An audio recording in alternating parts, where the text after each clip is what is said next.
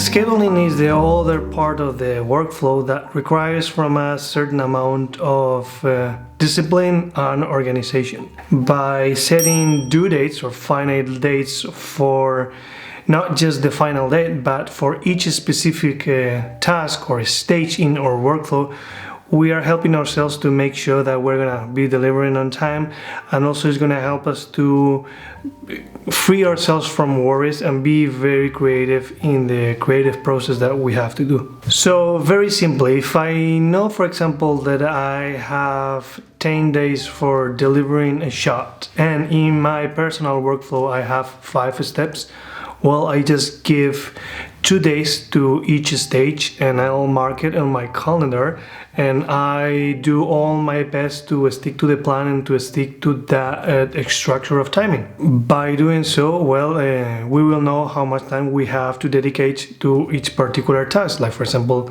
if in this same scenario I have to do the breakdowns of an animation, well, I know that I will have only those 2 days for doing breakdowns, and my focus will be to stay in that task only. But not only that, by doing so, I will know that if I stick to the plan, I will deliver on time. And when we do that and we secure, let's say, the amount of time that we have, we will remove all our worries, and it's going to help us to do our job way less stress, or if it's possible with no stress at all.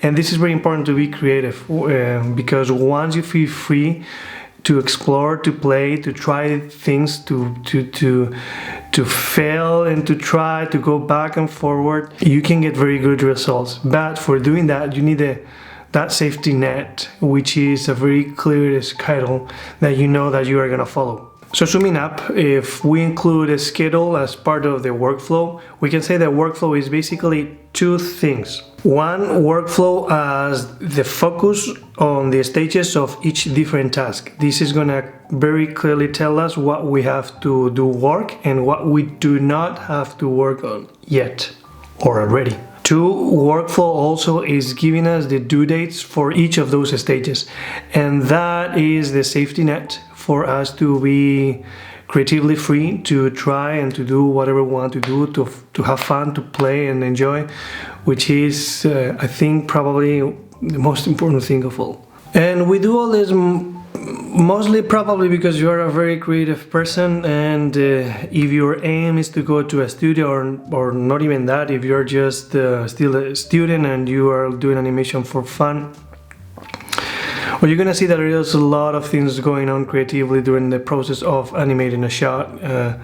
You know, all the technical aspects of the computer, the Maya, the OT you may do in the studio, all the politics, all the reviews, feedback from here, feedback for that, blah, blah, blah, blah, blah, blah. If I also add to that I jump from one part of the process to the other, and I mix up my ideas, it can end up being a chaos. So this is helping us to get clarity and create like a workflow that is effective, and that also help us to stay healthy and creative through the process. That's why it's very important is that you stick to the plan. No matter happen, you stick to the plan. If you are working with your stage number 3, whatever that is, and the time is up to move on, well, move on. You better do that. Don't delay yourself. Probably many things will left hang like not as good as you would like, but that will come with the time, with the experience. You will learn how to manage your time internally in each slot or in each stage of your workflow. But keep going, stick to the plan, make sure that you deliver on time, and make sure that your stages are clearly defined so you can be super creative in each of it.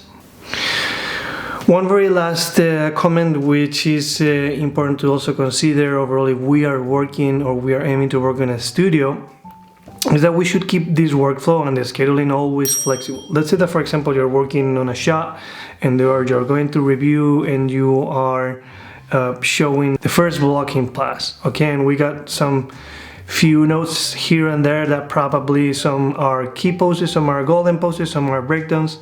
Okay, so what is very important is that when you go back to your desk, you reorganize your schedule and your workflow accordingly to your notes.